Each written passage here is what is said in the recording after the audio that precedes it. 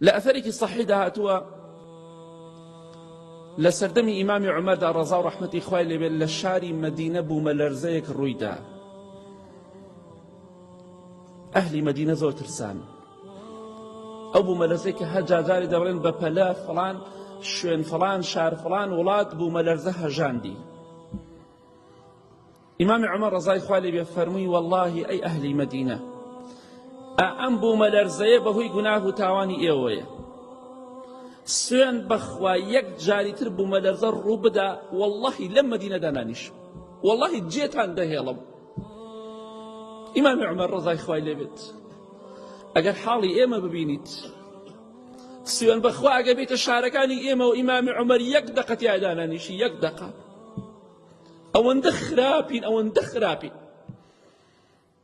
إمام عمر رضای خوای پەروەردگاری لێبێ گوێ لە دەنگی ئێمە نییەتۆ بەڵام بەخوا بێتە شارەکانی ئێمەوە لەولاوە بوومەلەرزە بەهۆی گوناه و تاوانەوە لەولاوە وشکە ساڵی هەرچەندێ دوعا دەکەین ئاوا دەکەین خوا باران نابارێ.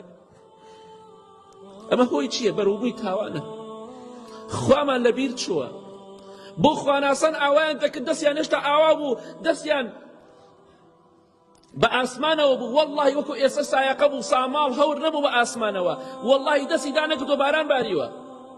بەڵام ئێمە ئەوەندە خراپین ئەوە گشتمان دەست بەرز دەکەینەوە هەر بارانی چی کەواتە ئێمە با بە خۆماندا بچینەوە پشتمان لە خوا کردو خوا ژیانی ناخۆشمان دەداتێ بە بوومەلەرزە و بە وشکە ساڵی و بە هەموو خەم و خەفەتێک کە خوای گەورە تووشی ئێمەی کردووە چونکە خوامان لەبیر چوو خۆی گەورەش ئەوە بەسەر ئێمان دێنێت.